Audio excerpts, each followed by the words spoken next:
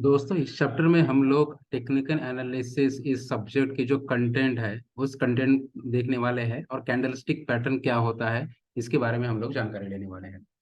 तो technical analysis में candlestick pattern, chart pattern, support and resistance मतलब कहाँ पर स्टॉक ब्रेकआउट होने का चांस है, कहाँ पर स्टॉक ब्रेक डाउन होने का चांस है, ये हम लोग सीखेंगे।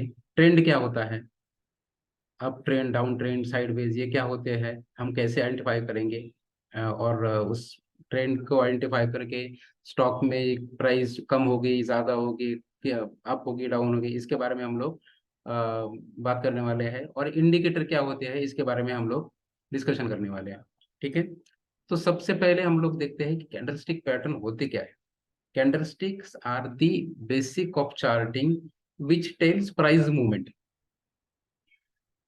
किसी भी स्टॉक में जो प्राइस मूवमेंट हुआ है बायर्स और सेलर्स के बीच में, उसका जो पिक्चर्स होता है, वो पिक्चर कौन हमें दिखाता है, तो वो कैंडलस्टिक दिखाता है।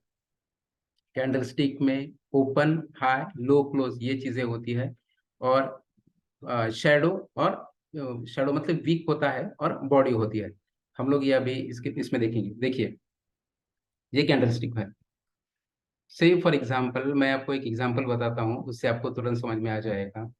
समझ लीजिए कोई शॉप का कोई ओनर है, कपड़े का शॉप है, उसका कोई ओनर है। उसने क्या किया है, जैसे ही शॉप ओपन होता है तो उसने क्या किया, प्राइस, जो भी उसका प्रोडक्ट है उसकी प्राइस यहाँ पर थी।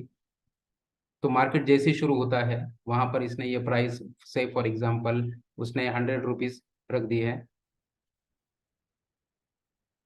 मार्केट जैसे ही शुरू होता है स्टॉक की प्राइस 100 रुपीज थी, लेकिन उसके बाद उसे लगा कि आज मार्केट में भीड़ बहुत ज्यादा है, बहुत सारे कस्टमर आ सकते हैं, तो उसने 100 रुपए का जो उसका प्रोडक्ट था वो उसने 110 रुपए तक लेके गया। दोपहर तक उस स्टॉक की प्राइस जो थी वो 110 रुपए हो गई थी। ठीक है। लेकिन दोपहर होने के बाद जैसे ही कस्टमर के थोड़ा रश था वो कम हो गया, तो उसने क्या किया, स्टॉक की जो प्राइस थी ना, वो 100 से भी थोड़ा कम करके वो आ गया 95 पे। ठीक है। कोई भी समझ लीजिए, कोई फ्रूट, वेजिटेबल बेचने वाला है, कोई फ्रूट बेचने वाला है। ठीक है। उसने क्या किया, उसकी प्राइस 95 तक कर दी। और at the time of day and वो स्टॉक की जो प्राइस थी, या वो जिस भी फ्रूट्स वगैरह है उसकी प्राइस उसने दिन खत्म होने तक, वो उसने लास्ट प्रोडक्ट जो बेचा था वो 98 रुपीज में बेचा था। ठीक है। तो यहाँ पर हुआ क्या है कि जब मार्केट शुरू हुआ था तो प्राइस, शुरू में प्राइस क्या थी, ओपनिंग के टाइम पे 100 रुपीज थी। इस स्टॉक ने या इस उसके प्रोडक्ट ने, इस फ्रूट्स ने हाई कहाँ तक गया था ये, तो ये हाई यहाँ तक गया था 110 रुपए तक, बराबर। ये हो गया ओपन, ये हो गया हाई। दिन भर में हाई कहाँ तक गया था, उसके बाद दिन भर में लो कहाँ तक गया था, 95 तक गया था, ये हो गया लो। और at the time of closing कहाँ तक आया था, ये 98 तक। तो स्टॉक की प्राइस हुई थी जब ओपन हुआ था तब थी 100 रुपीज। हाई वो कहाँ तक गया था, 110 रुपीज। लो कहाँ तक आया था, 95 रुपीज। और at the time of closing of market the price was 98 rupees. तो ये हो गई अपनी कैंडल। तो प्राइस ओपन कहाँ पे हुई है, 100 यहाँ पे हुई है, बराबर। ये 100 यहाँ पर ओपन हुई थी, क्लोज कहाँ पर हुई है, 98 में, तो ये रेड कैंडल बन गई। समझ गया, ये रेड कैंडल बन गई। यहाँ तक हाई गया है तो ये इसकी ये पूरी बॉडी हो गई है, ये हाई है और ये लो है।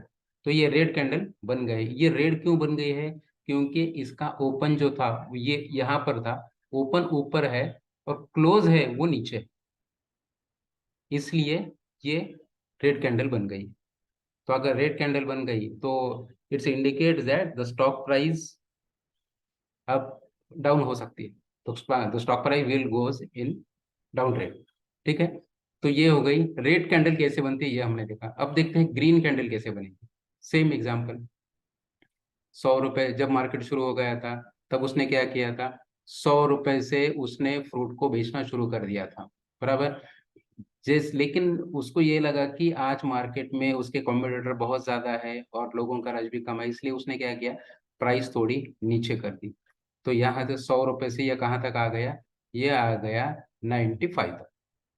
बराबर, ये आ गया 95 तक। उसके बाद दोपहर को मतलब उसके क्लाइंट्स वगैरह बढ़ने लगे, उसे लग रहा है कि कस्टमर अब ज़्यादा है और बाकी की ज़्यादा प्राइस में उसके फ्रूट्स वगैरह बेच सकते हैं। तो उसने क्या किया, 90 प्राइस से उसका जो सेलिंग का प्राइस था ना, वो डायरेक्ट 110 रुपये पे लेके गया वो। 110 रुपये पे लेके गया। और at the time of closing वो कहाँ तक आया था, 107 रुपये। जो भी डे एंड तक जो भी उसका बचा कुचा माल था वो उसने 107 रुपये में बेच दिया। तो यहाँ पर हुआ क्या है, ओपन यहाँ पर हुआ है, बराबर। उसका लो कहाँ है, ये यहाँ पर लो है। हाई कहाँ पर है, ये हाई ऊपर है 110 तक। और क्लोज कहाँ पर है, यहाँ। तो ओपन नीचे हुआ है और क्लोज जो है वो ऊपर हुआ है, इसलिए ये कैंडल जो है ये ऐसी बन जाएगी और ये ग्रीन कैंडल बन जाएगी। ग्रीन कैंडल में, ग्रीन कैंडल कब बनती है, ओपन यहाँ पर है, ओपन नीचे है, और क्लोज कहाँ पर हुआ है, क्लोज ऊपर हुआ है। हाई और लो तो वो सेम ही रहते हैं, कौन से भी कैंडल बने, चाहे ग्रीन हो चाहे रेड हो। तो ये कैंडल बन गई, समझ गए।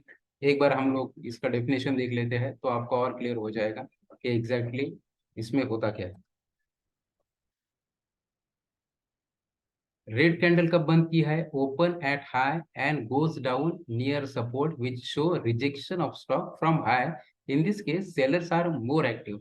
जब भी रेड कैंडल बनती है तो ऐसे ऐसे सिचुएशन में सेलर्स का जो एक्टिवनेस रहता है वहां पर सेलर्स भारी होते हैं, बराबर। और जब ग्रीन कैंडल बनती है, open at low goes to form a new high which shows buyers are more active in this stock than sellers.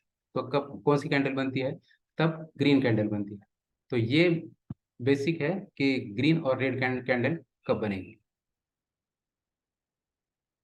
Red candle कब बनेगी, प्राइस ओपन यहाँ पर हुआ है, 100 रुपए पे ओपन हुआ है और क्लोज हुआ है 95 पे। तो ये ग्रीन, तो ये रेड कैंडल बनेगी। और ग्रीन कैंडल कब बनेगी, ओपन हुआ है 100 पे और क्लोज हुआ है 107 पे। तो इसलिए at the end of day ये जो है ये ग्रीन कैंडल बनेगी। अब इसमें भी हम लोग, कैंडल ग्रीन है कि रेड है, तो बहुत बार ऐसा भी होता है कि हम लोग टाइम फ्रेम कौन सी सेलेक्ट करते हैं उसके ऊपर भी डिपेंड होता है। अब मैंने यहाँ पर आपको बोल दिया है कि ये पूरे दिन का सिचुएशन है। अगर हम लोग उसको 5 मिनट में कन्वर्ट करें, अब डिपेंड है टाइम फ्रेम कैसे सेलेक्ट करना, ये हम लोग अभी आगे देखेंगे। तो अगर हम लोग 5 मिनट का टाइम फ्रेम सेलेक्ट कर रहे हैं तो हमें कैंडल ये बताएगा कि उस 5 मिनट में 9:15 से लेके 9:20 तक स्टॉक की प्राइस कितनी ऊपर गई है और कितनी नीचे गई है। अगर यही हम लोग 15 मिनट पे देख लेंगे, टाइम फ्रेम सेलेक्ट कर देंगे, तो उसमें प्राइस का मूवमेंट जो है वो ग्रीन रेड या रेड ग्रीन जो है वो शायद अलग आ सकता है। तो हम लोग आगे देखेंगे, ठीक है। अब इसके आगे हम अब देखते हैं हम लोग कि कैंडल स्टिक में कैंडल बनती कैसे है और अलग अलग तरीके से इसमें मूवमेंट कैसे होता है।